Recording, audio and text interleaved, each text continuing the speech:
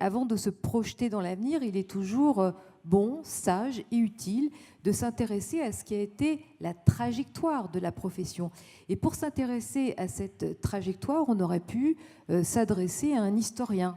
Mais un historien, ça relate les faits de manière intéressante et documentée, certes, mais c'est tout aussi intéressant d'avoir une analyse un peu plus poussée et la vision que pourrait avoir quelqu'un qui scrute les faits sociaux, les évolutions, les grandes mutations de la société. Et c'est pourquoi l'URPS a choisi de confier cette mission à une sociologue. Et je vous demande d'accueillir quelqu'un qui s'est beaucoup penché sur votre profession, puisque c'est Véronique Féfan, qui est sociologue à l'Université de Toulouse. Véronique, si vous voulez bien nous rejoindre, et je vous demande de l'accueillir très chaleureusement.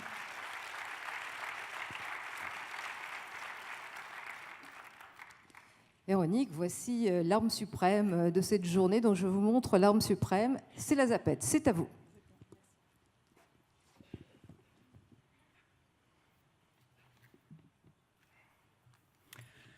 Bonjour à toutes et à tous. Je vous remercie beaucoup, les organisatrices et les organisateurs de ce congrès, pour cette invitation. Je suis très heureuse et honorée aujourd'hui de parler devant vous, et vous l'entendez peut-être comparativement à nos orateurs précédents, un peu émue, parce que vous êtes un public qui m'est cher, puisque je suis moi-même une ancienne infirmière libérale. Ma vie professionnelle a connu une bifurcation. J'ai été amenée à stopper mes activités d'infirmière libérale pour des raisons de santé, et mon choix d'orientation et de réorientation s'est porté sur la sociologie. Mais quand le moment est venu, dans mon cursus d'apprenti sociologue, de construire un sujet de recherche, le sujet des infirmières libérales s'est imposé à moi. Donc, j'ai fait une thèse sur notre métier, le vôtre et le mien. Et dans le cadre de cette journée consacrée à l'évolution et plutôt à l'avenir de l'organisation des pratiques infirmières, je vous propose donc une rétrospective avec un regard sociologique. Parce qu'à mon avis, on ne regarde jamais mieux là où l'on va que quand on comprend de là où l'on vient. Donc la demande qui m'a été faite de vous présenter un peu cette historique de la profession, je l'ai éclairée avec un regard un petit peu sociologique. Donc je me suis appuyée, je ne suis pas historienne, je me suis appuyée sur des travaux d'historiens et d'historiennes, et j'en ai fait une lecture un petit peu plus sociologique. Donc aujourd'hui, je vous propose une présentation en 2 temps. La première partie de mon intervention portera sur l'histoire de la profession en général, et pas seulement celle des infirmières libérales. Je vous propose donc une lecture un petit peu guidée d'une histoire que nous connaissons tous et toutes, plus ou moins pour l'avoir apprise dans notre formation initiale. Mais je vous propose un petit pas de côté par rapport aux conclusions des travaux de Marie-Françoise Collière, qui nous disait que les infirmières héritaient d'une filiation médicale patrilinéaire, se superposant à une filiation religieuse matrilinéaire. Je ne remets pas en question les travaux de Marie-Françoise Collière, mais je vous propose un regard critique sur ces conclusions. Donc pour ça, je me suis appuyée, je vous l'ai dit, sur des travaux d'autres historiens et historiennes. Ça sera la première partie de la présentation. Dans la seconde, on va s'intéresser un petit peu plus particulièrement aux femmes de soins missionnées dans les foyers, donc dans les domiciles, intervenant donc en dehors du contexte hospitalier. Et j'évoquerai alors une succession de rendez-vous manqués que ces femmes de soins extra-hospitalières ont eu avec l'histoire.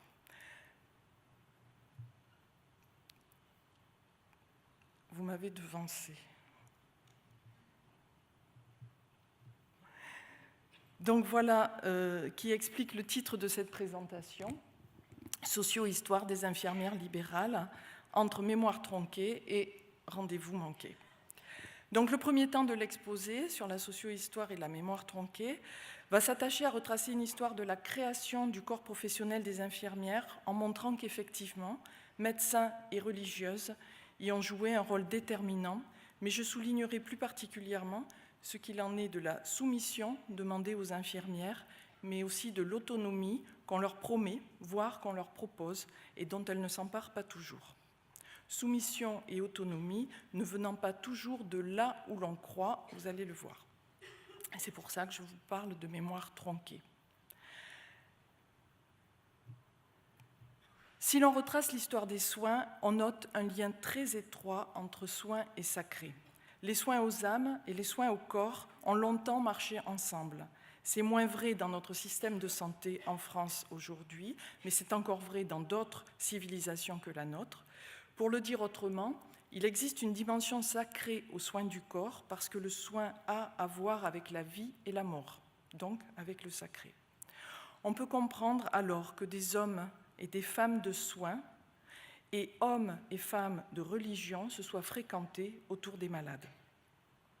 Mais à propos de ce lien entre soins et sacré, un lent virage s'opère dans notre culture occidentale et surtout dans notre pays sur une période qui s'étire entre le XVIe et le XVIIIe siècle. À ce moment-là, les connaissances des médecins sont de plus en plus basées sur l'empirie, sur l'expérience. La connaissance de l'anatomie du corps grandit grâce à la dissection. On retient le nom de Bichat. Les connaissances remettent en question les soins qui ne se fondaient jusqu'alors que sur des croyances, et c'est ce qu'on va appeler le début de la révolution scientifique.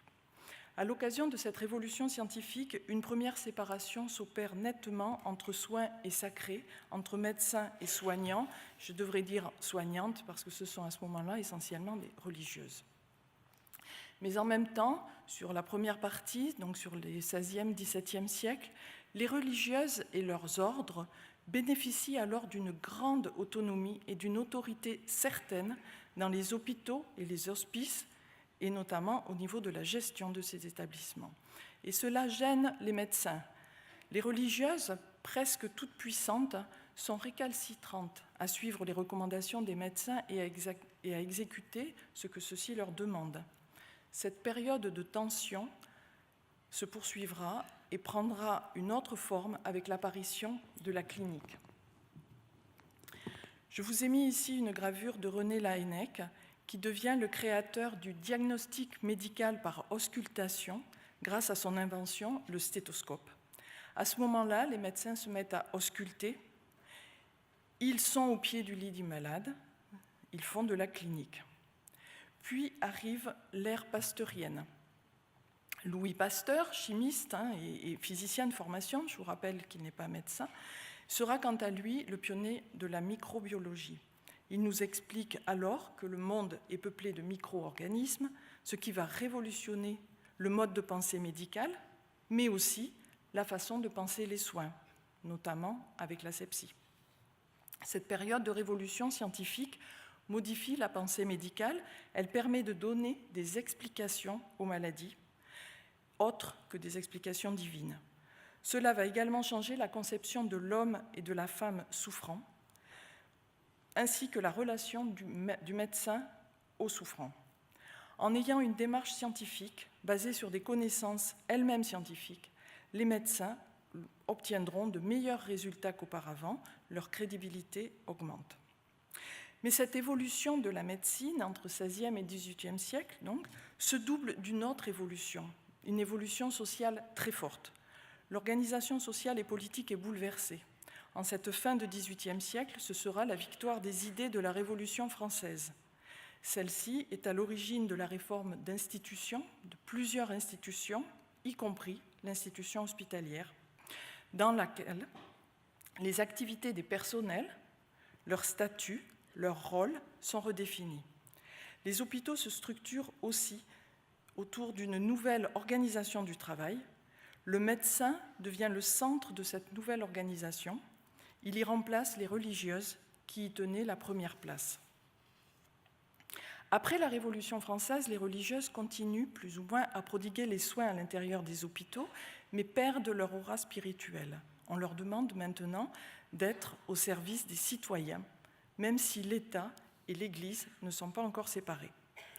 Même si, au milieu du XIXe siècle, il est accordé aux ordres religieux, qu'ils soient catholiques, protestants ou juifs, la possibilité d'ouvrir des établissements de santé, la laïcisation de l'institution hospitalière se prépare et elle arrivera et prendra effet en 1878.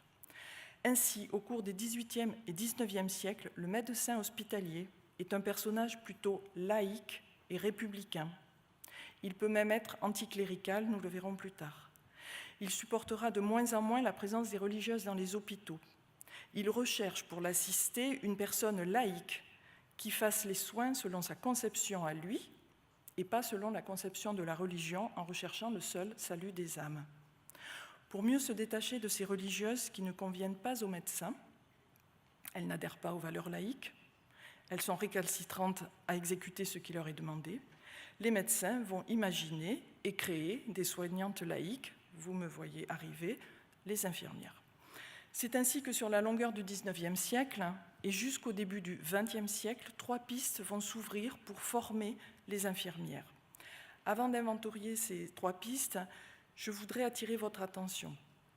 Donc, dans ce qui va suivre, comme je l'ai dit au début, je vais souligner dès qu'on le rencontrera ce qui relève de la soumission et ce qui relève d'une autonomie pour les infirmières. C'est le fil rouge de mon discours. Et nous en ferons la synthèse en fin d'exposé. Donc, les 3 pistes de la création des écoles d'infirmières, c'est Bourneville, Hamilton et Chaptal. La piste de Bourneville. Désirée Malgloire Bourneville, donc je vous ai mis les dates de naissance et de décès, ça nous situe bien, fin 19e. On est donc dans le contexte de laïcisation des hôpitaux, je vous rappelle 1878. Alors Désiré Bourneville, c'est un médecin, mais c'est aussi un homme politique parisien, c'est un élu du peuple. Il est porteur d'un idéal républicain laïque allant, pour sa part, jusqu'à l'anticléricalisme. Ce médecin créera les premiers cours municipaux pour les infirmières dans les grandes villes ayant une assistance publique, Paris, mais aussi Marseille. Avec ce cours municipal, et les textes de loi qui suivront, les médecins de l'époque signent l'acte de naissance des infirmières. Mais si ces infirmières sont laïques, elles n'en sont pas moins soumises. En effet, en 1889, Bourneville écrira un manuel de la garde malade et de l'infirmière, dans lequel il comparera l'esprit d'obéissance et de soumission des religieuses et des infirmières pour convenir qu'il est exagéré de dire que cet esprit est l'apanage des seules premières. Bourneville souhaite donc des infirmières obéissantes et soumises. Je mets ça entre guillemets parce que c'est dans les textes. Donc déjà, Bourneville parle de soumission.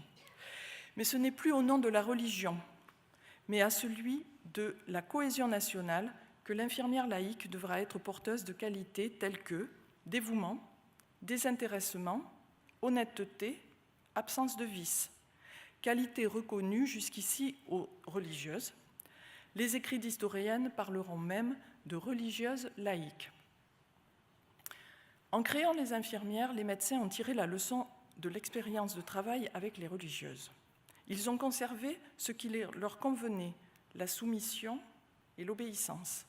Ils ont rejeté ce qui ne leur convenait pas, la soumission à Dieu, l'obéissance à l'ordre. Mais par contre, ils ont ajouté ce qui leur manquait, la formation aux principes et techniques de soins. En effet, les principes d'asepsie, notamment, apparus donc avec l'ère pasteurienne, entraînent pour les soignants un réaménagement des procédés qui seront enseignés à partir de connaissances scientifiques. Donc, en synthèse, on peut dire que la création des infirmières est un acte médical, hospitalier, laïque et républicain. Et ces écoles qui vont les former s'inscrivent dans l'idéologie d'une solidarité républicaine. Elles vont permettre de ce fait à une partie féminine de la population, peu ou pas instruite, d'accéder à un niveau de formation, à un emploi, à des perspectives de carrière. La morale enseignée est alors celle de la République et du service civil, qui remplace donc le service religieux. On donne ici, et c'est accentué dans les textes, on donne donc un moyen de subsistance à des femmes et on leur donne donc une forme d'autonomie. En 1902, la circulaire Combes donne obligation au préfet, donc sur l'ensemble du territoire, de créer des écoles d'infirmières. Cette circulaire précise que l'infirmière est, je cite, la collaboratrice disciplinée mais intelligente, nous voilà rassurés, du médecin et du chirurgien. Si l'infirmière est désirée laïque, elle n'en est pas moins imaginée subordonnée au médecin. On voit ici qu'avec la création de ce métier, autonomie et soumission cohabitent. Deuxième piste, la piste de Florence Nightingale, qui en fait a été suivie en France par le docteur Anna Hamilton. Anna Hamilton est la première femme médecin diplômée en France, diplômée à la faculté de Montpellier. Sa thèse a porté sur la formation des infirmières. Cette femme, donc médecin protestante, crée une école à Bordeaux selon les principes de Florence Nightingale. La conception des soins est basée sur l'instruction des femmes qui vont les prodiguer. Ces écoles sont pensées pour des filles issues de familles de bonne éducation. On voit déjà la différence avec le public auquel s'adressaient les cours municipaux qui promouvaient les filles issues de la population. Donc là, on est plutôt sur des filles de bonne éducation. S'il persiste dans la vision de Anna Hamilton qu'une infirmière doit être de moralité indiscutable, qui plus est célibataire, car la vie de famille et la consécration aux malades, voilà, n'est-ce pas une forme de soumission, semble pour elle incompatible, on y trouve aussi un nouvel espace professionnel qui est créé par des femmes, pour des femmes et contrôlé par elles. Là, est-ce qu'on n'est pas dans des velléités d'émancipation, peut-être même vers une autonomie? En tout cas, Hamilton avait aussi pour ambition, en formant les infirmières, de former de futures directrices d'hôpitaux. Donc elle imaginait un système de santé qui ne soit pas seulement médico-centré. Elle avait une vision avant-gardiste de l'articulation ville-hôpital, puisqu'elle a proposé, déjà à cette époque, un suivi à domicile des patients sortant d'hospitalisation, suivi assuré a priori par des infirmières, mais ce projet n'a pas eu grand succès. La troisième piste que je voudrais suivre avec vous pour créer et former des infirmières, c'est celle de Léonie Chaptal, et elle nous intéresse à plus d'un titre, parce qu'elle conçoit l'infirmière comme intervenant aussi en dehors des murs de l'hôpital. Il faudra attendre le tout début du XXe siècle, on y est un petit peu plus tard. Comme vous le voyez, Léonie Chaptal à Paris est l'affaire de lance de cette troisième piste. Donc, cette infirmière, elle est formée au secours militaire, puis diplômée d'une école des hôpitaux de Paris en 1903. Elle créera dès 1900, donc avant même d'être diplômée infirmière et avec l'aide d'un médecin et de quelques bénévoles, un premier dispensaire parisien antituberculeux, puis un second dirigé vers les mères et leurs enfants, avant de s'attaquer à la racine du mal, les mauvaises conditions de vie et d'habitat dans des logements vétustes et insalubres. Et là, je cite des travaux d'historiens. Donc Léonie Chaptal accepte l'idée d'une intervention étatique dans l'assistance aux nécessiteux. Nous sommes dans une période durant laquelle l'idée que la question sanitaire peut être aussi une question sociale, les maladies liées aux mauvaises conditions de vie, l'alcoolisme, la mortalité infantile, etc. Mais Léonie Chaptal est aussi une fervente catholique. Elle pense que la charité chrétienne doit être engagée, c'est-à-dire s'exprimer dans les relations humaines avec les pauvres. En fait, elle suit l'esprit de deux encycliques pontificales datant de 1891 et 1892 qui enjoignaient les catholiques à investir l'action sociale et plus particulièrement en France à rallier la République. L'innovation que propose Léonie Chaptal est de traduire les valeurs héritées du passé religieux des pratiques soignantes en morale professionnelle. Dans les préconisations de Léonie Chaptal, on observe une forme de bascule du religieux vers le laïque, qui n'est pas cette fois imposée par l'extérieur, des médecins anticléricaux par exemple, mais qui vient d'une infirmière catholique pratiquante. Toutefois, il s'agit d'une laïcisation de valeurs morales qui va aller dans le sens d'une professionnalisation. Et qui dit professionnalisation interroge peut-être la question de l'autonomie. Cette morale fera l'objet d'une formation qui devait permettre à l'infirmière d'endurer la confrontation à la souffrance et à la mort. Il s'agit pour elle d'adhérer à une éthique fondamentale, d'acquérir des règles de conduite en matière de relations et de mettre en pratique discrétion et neutralité. Son ouvrage sur la morale professionnelle des infirmières date de 1926, mais dès 1923, elle rédige une rubrique nommée « Morale professionnelle » qui paraît dans la toute jeune revue L'Infirmière française, à laquelle elle accepte de collaborer. Je vous fais une liste, ça va faire un petit peu catalogue, mais je vous demande vraiment votre attention parce que c'est important, la liste des titres de ces articles, qui sont donc dans cette rubrique morale professionnelle. Donc, comme titre, il y a l'obligation du secret professionnel, bonté, sympathie, de l'initiative, de la patience, le courage du devoir, de l'obligation de développer nos facultés, nos goûts, nos aptitudes, de l'utilisation de l'enthousiasme, sur le bon emploi du temps, de la méthode dans le travail, nécessité de l'habitude de silence, faculté d'imagination, et ce n'est qu'un extrait.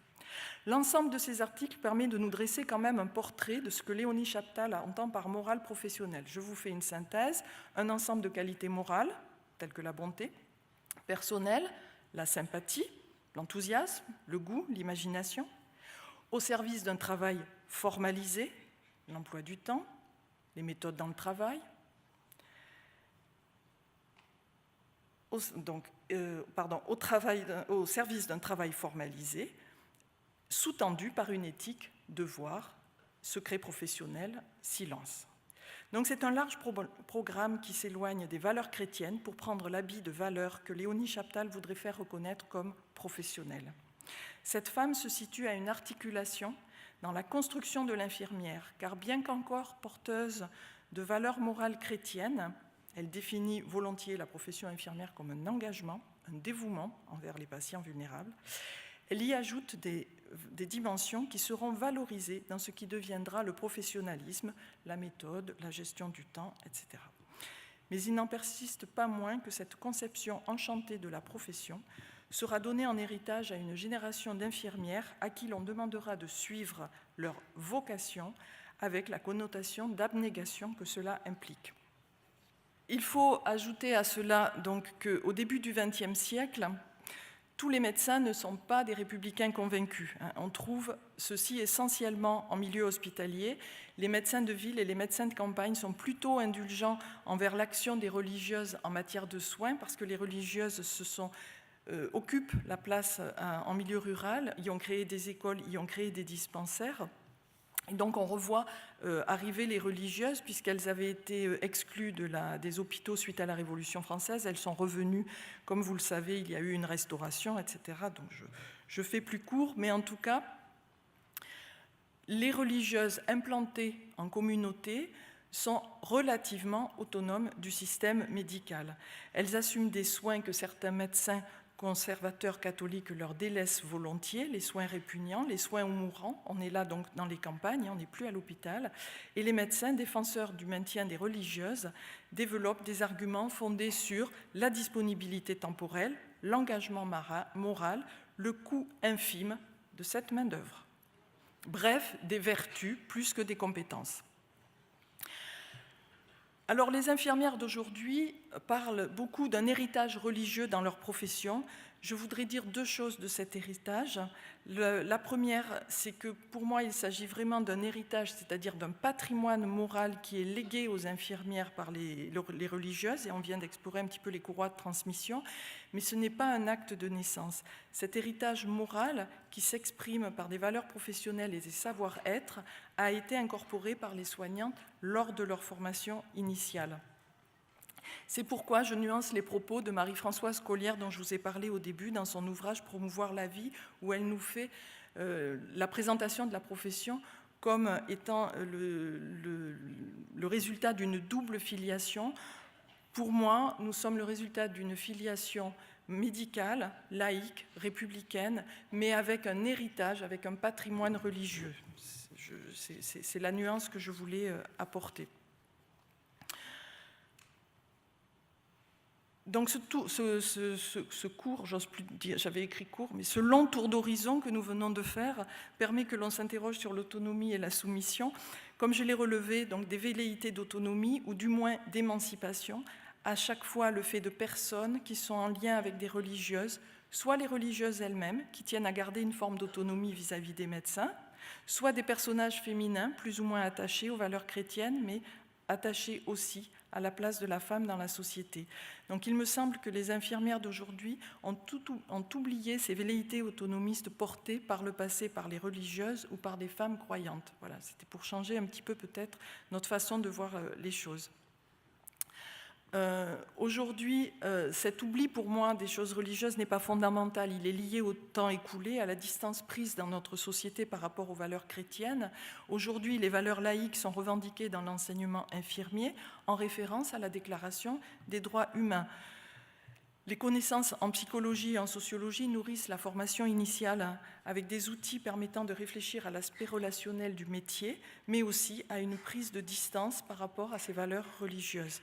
Ces apports théoriques remplacent l'héritage moral des siècles passés. Je fais juste un constat et je ne qualifie pas le phénomène. Alors, je vais peut-être passer au deuxième temps de la présentation, qui est sur l'histoire de rendez-vous manqués avec ces infirmières extra-hospitalières. Donc, ça sera une partie beaucoup plus courte. La raison principale et que d'abord les travaux d'historiens portant sur les professionnels de santé hors de l'hôpital sont peu nombreux, et encore moins ceux portés sur les infirmières. Regardons toutefois ce que les historiennes nous apprennent sur les soins à domicile, en dehors de l'institution hospitalière. Donc, une des conséquences de l'ère pasteurienne est que les médecins ont vu leurs prérogatives s'étendre à la prévention et à l'hygiène, en considérant qu'il était de leur mission de combattre la cause du mal, les germes, plutôt que les signes. C'est ainsi que quelques grands patrons de médecine ont promu la professionnalisation de dames charitables, bénévoles. Ces femmes visitaient les familles par charité chrétienne et avaient donc plus une mission sociale qu'une mission sanitaire.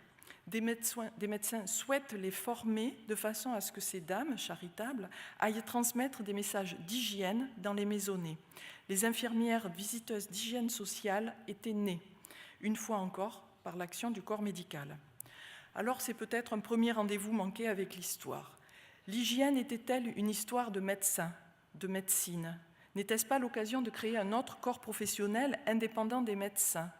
Je repense tout à l'heure à la définition de l'infirmière par l'OMS qu'a rappelé Madame Clostre. J'ai bien écouté, il n'y est pas question de médecine. J'emprunte ce terme de rendez-vous manqué à Yvonne Kniebiller, qui est une historienne de votre région, elle était à Aix-en-Provence, et qui en parle justement à propos de ces infirmières visiteuses qui seraient passées à côté de l'occasion d'exercer leur métier différemment. À Bordeaux, j'en ai parlé, Anna Hamilton, en faveur du suivi à domicile des patients sortant de l'hôpital, aura peu de visibilité. Et pourtant, elle est médecin, mais elle est aussi femme. La question de la relation de genre va peut-être se poser. À Paris, l'action de Léonie Chaptal sera davantage reconnue par les instances parisiennes. Les missions des infirmières visiteuses d'hygiène sociale, portées essentiellement sur 3 missions, la promotion de la puériculture, énorme mortalité infantile à ce moment-là, la lutte contre la tuberculose et enfin la lutte contre les maladies vénériennes. Pour Yvonne Kniebiller, que je viens de citer, ces infirmières sont alors présentées comme des instruments indispensables du service sanitaire. Mais les médecins qui pratiquaient leur art sur le terrain ne les voyaient pas toujours d'un bon œil, car ils craignaient qu'elles n'usurpent leur place. Un discours du docteur Calmette, médecin militaire et bactériologiste, que l'on connaît parce qu'il a été co-découvreur avec le docteur Guérin du vaccin contre la tuberculose. Donc, à l'origine de ce métier d'infirmière visiteuse, il rappelle qu'elles ne doivent pas sortir de leur rôle de collaboratrice des médecins.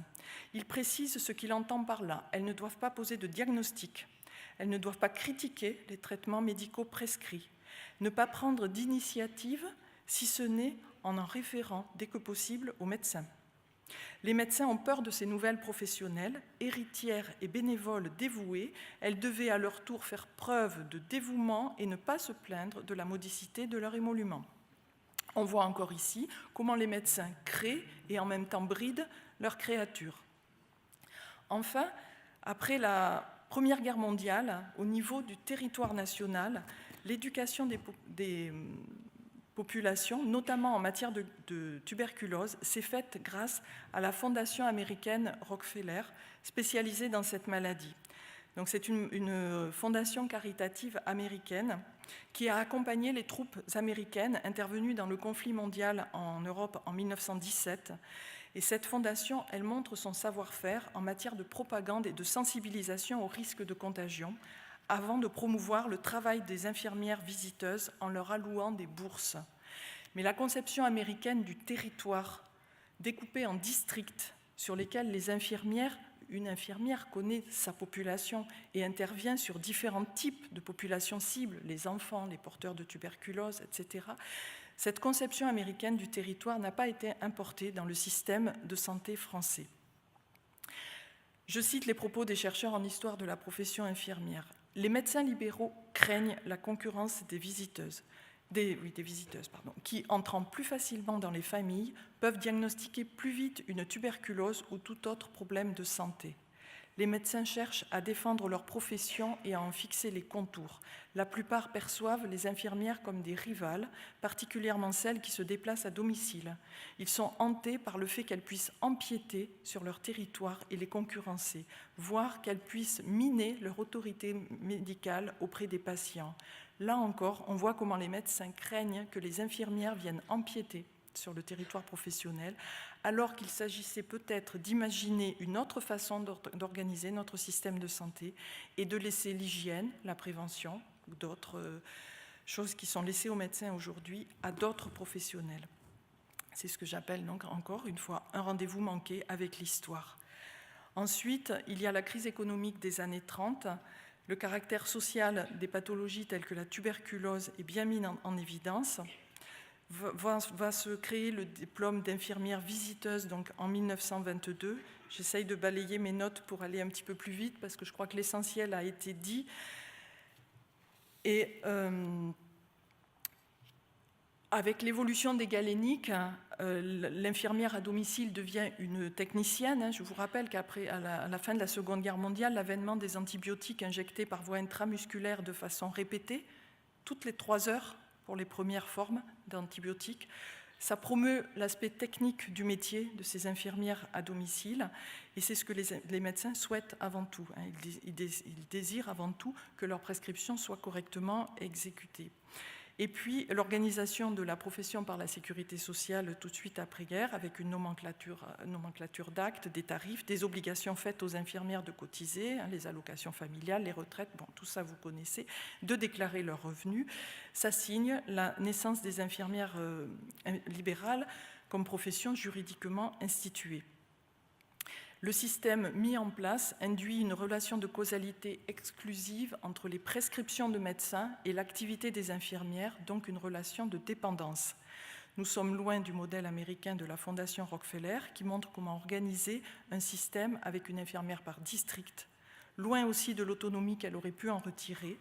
Infirmière visiteuse d'hygiène sociale, infirmière à domicile de la première moitié du XXe siècle, infirmière libérale d'après-guerre, illustre le fait qu'en dehors de l'hôpital, les infirmières sont l'objet d'un double contrôle. D'une part, un contrôle effectué par les médecins qui créent ces profils d'infirmières au gré des besoins qu'ils définissent eux-mêmes ou les transforment quand le champ de compétences échappe à la sphère médicale. D'autre part, un contrôle institutionnel qui dirige les activités, la municipalité et son dispensaire avant-guerre, l'assurance maladie après-guerre.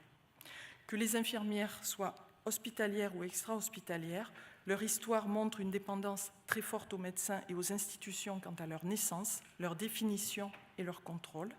À ce jour, il paraît impossible de faire une histoire d'infirmière qui ne soit pas liée à l'histoire médicale. L'expérience très courte de la Fondation Rockefeller, 1917-1920, autorisant à passer l'activité infirmière en dehors du contrôle médical est oubliée. Cette galerie de portraits des infirmières travaillant dans les domiciles montre comment, à travers les époques, le même schéma se reproduit. Les médecins créent des infirmières au gré de leurs besoins, mais ne les laissent jamais exercer à part entière un art qui serait indépendant de la sphère médicale. Je vais en terminer là. Je crois qu'on est dans un contexte de négociation par rapport à la profession. Je voudrais juste peut-être faire un focus sur deux discours qui ont eu lieu tout à l'heure, donc celui de Madame Clostre, qui est une infirmière et qui parle de l'avenir de la profession et qui nous cite la définition de l'OMS, et puis la présentation de notre doyen, qui nous rappelle bien quand même que les paramédicaux sont avec les médicaux et que les deux sont liés, et que si sur le terrain les deux sont liés, à nous peut-être de nous emparer, et nous je parle ici en tant qu'infirmière et pas en tant que sociologue, de nous emparer des chances qui nous sont proposées dans ces réformes et de trouver peut-être une place à la lecture de toute cette histoire. Je vous remercie. Merci beaucoup. Il y